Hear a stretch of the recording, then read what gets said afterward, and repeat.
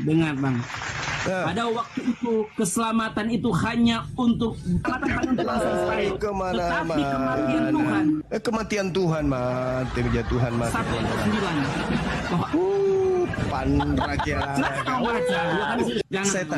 Makanya saya tanya tadi, itu memuliakan atau menghujat Yesus? Ternyata ujung-ujungnya kan dosa kalian yang mau ditebus. Makanya saya bertanya itu, apakah dengan menyetarakan Yesus dengan orang yang dikutuk Elohim itu memuliakan atau menghujat? Ketika saya mengatakan Yesus itu sama seperti pencuri ayam, pasti Anda mengatakan menghina Yesus.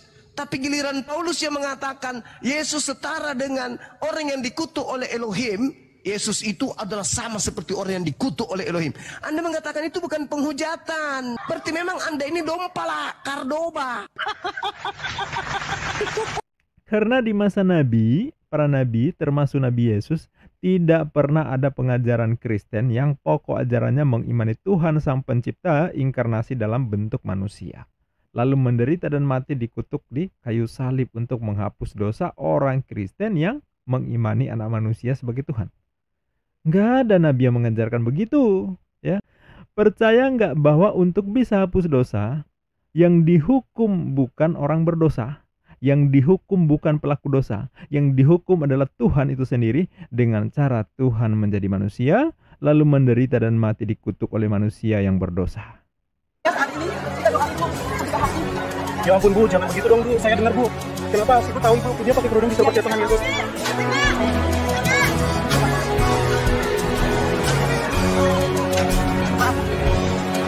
Apa yang dilakukan apologet muslim membahas keyakinan kalian adalah reaksi, bukan aksi.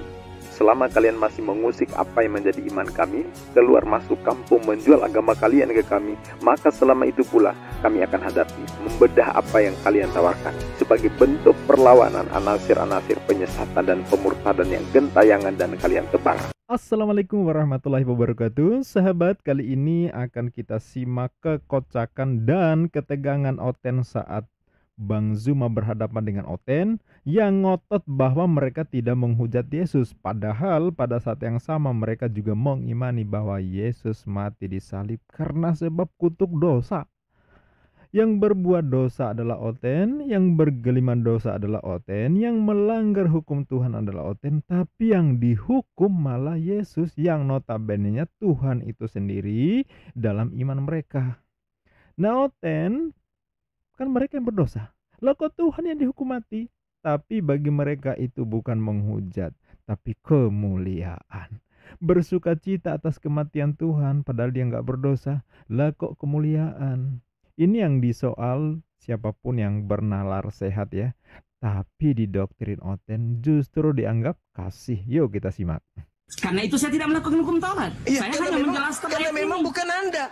Berarti Yesus mati untuk menebus hukum Taurat. Hukum Taurat ini untuk Bani Israel. Berarti Yesus mati untuk menebus hukum Taurat kepada siapa? Orang Israel kan? Dengar bang, pada waktu itu keselamatan itu hanya untuk bangsa Israel, tetapi kematian Tuhan, kematian Tuhan mati, Tuhan mati. Satu sembilan.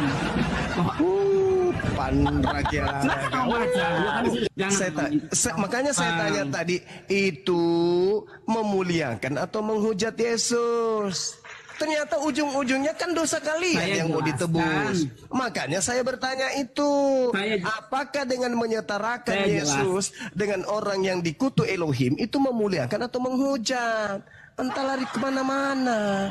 Habis itu salto. Berapa gunung itu yang Anda lewati sampai lari ke penghapusan dosa, nebus dosa? Apa hubungannya coba? Apa hubungannya? Coba. Seperti demikian yang di bagian apa hubungannya? Bang semuanya Pertanyaan saya sederhana, lari kemana-mana.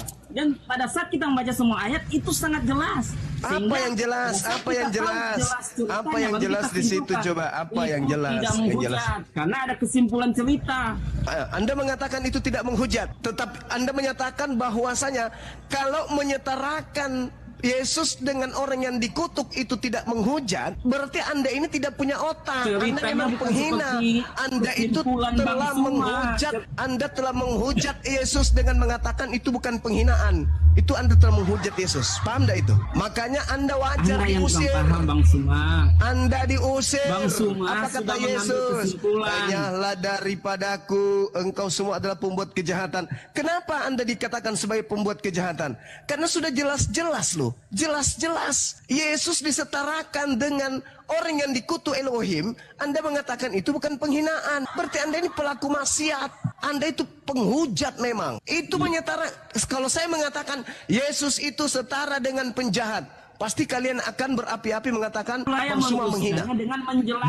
Bang Suma menghina Yesus. Dan itu Bang Suma itu menghina Yesus. Ketika saya mengatakan Yesus itu sama seperti pencuri ayam, pasti Anda mengatakan menghina Yesus.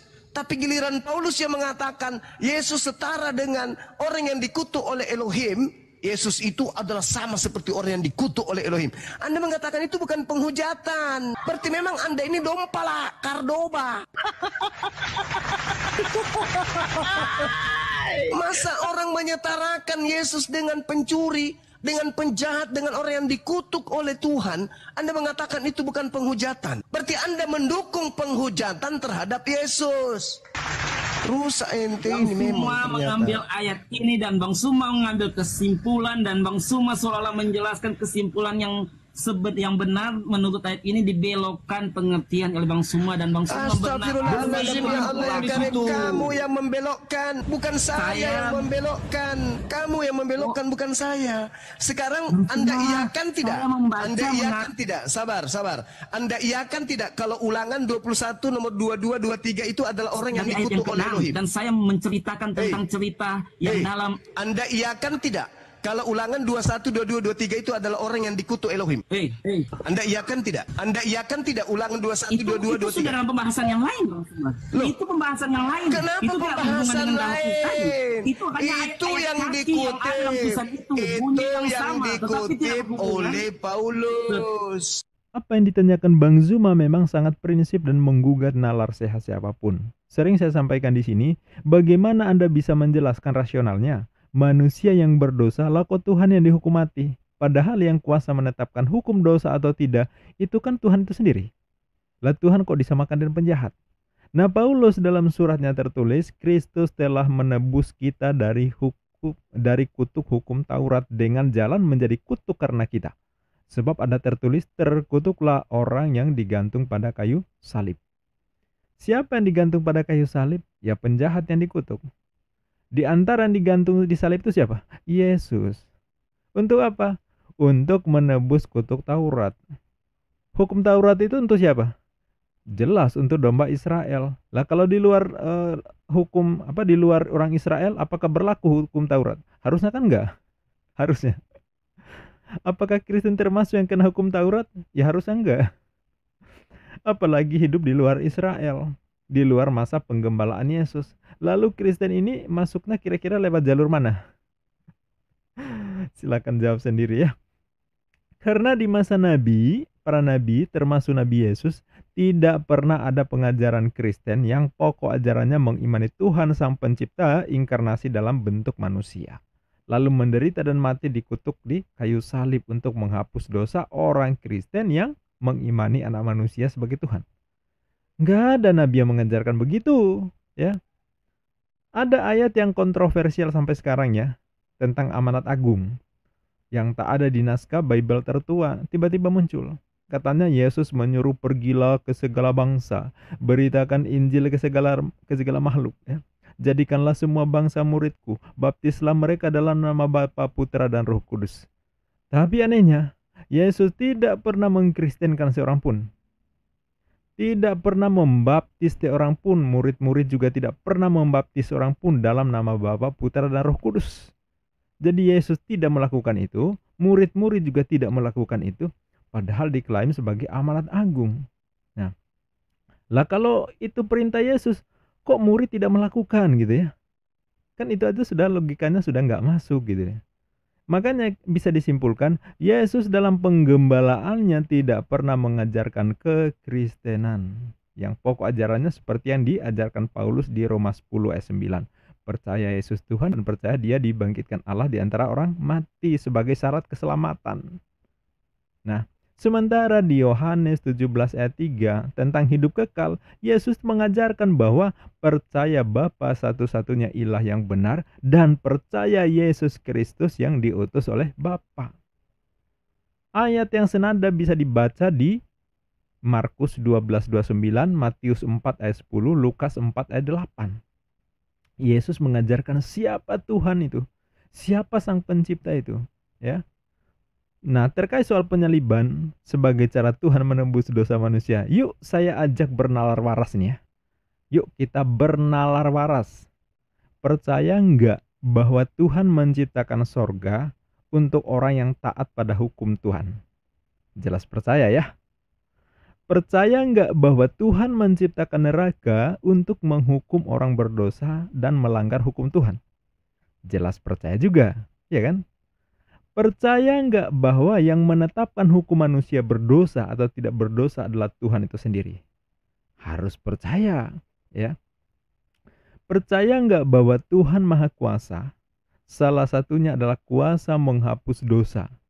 Ya harus percaya menetapkan hukum dosa Tuhan itu sendiri kok ya. Nah, percaya enggak bahwa Tuhan kuasa menghapus dosa, kuasa mengampuni dosa, mengampuni pelanggaran hukum yang dilakukan oleh manusia yang bertobat? Pastinya percaya.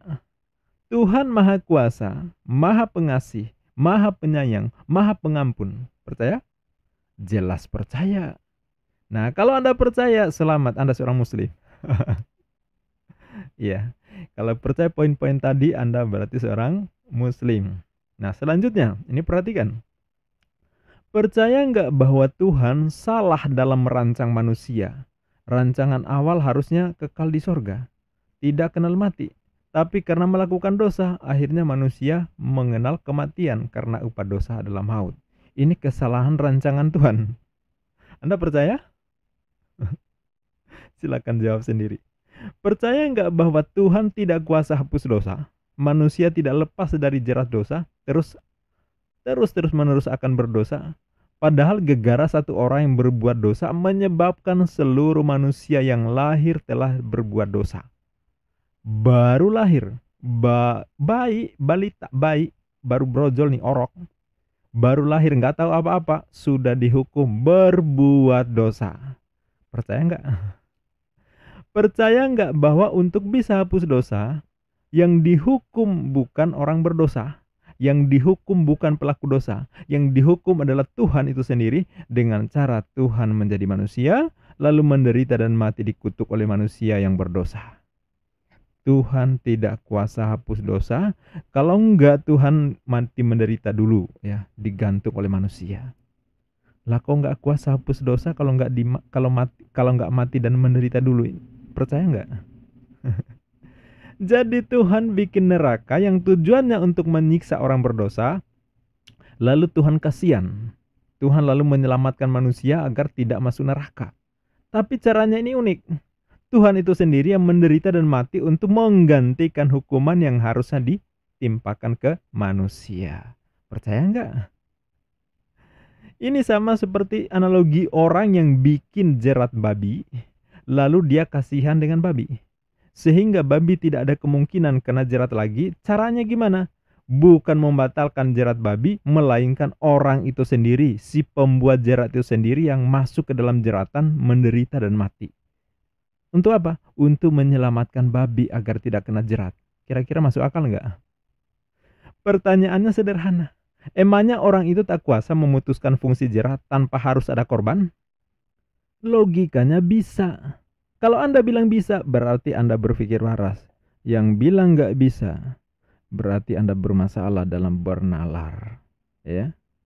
Terakhir, jika orang yang dihukum padahal dia tidak berdosa, dihukum bukan karena dosanya, yang melakukan kejahatan si A, yang dihukum justru si Z, salah menghukum orang, menurut Anda adil nggak? Jelas nggak adil. Itu kesalahan dalam penerapan hukum. Nah, bagaimana dengan Oten Yang dihukum bukan sekadar dosa, bukan sekadar manusia, tapi Tuhan yang dihukum mati. Lebih membingungkan lagi adalah yang merancang salah hukum tadi adalah Tuhan itu sendiri. Sampai di sini Anda percaya ajaran begini benar? Hak memilih, hak berkeyakinan ada di tangan Anda. Tuhan ngasih akal, jangan diperdaya oleh dogma, gunakan untuk berpikir dan bernalar sehat. Manusia yang berdosa, tapi Tuhan yang dihukum menderita dan mati. Itu rasional apa enggak? Ini pertanyaan lo ya, pertanyaan. Jadi bagi yang punya jawabannya, silakan sampaikan di kolom komentar. Sampai jumpa di pesan-pesan kebenaran berikutnya. Billahi taufiq wal hidayah. Wassalamualaikum warahmatullahi wabarakatuh.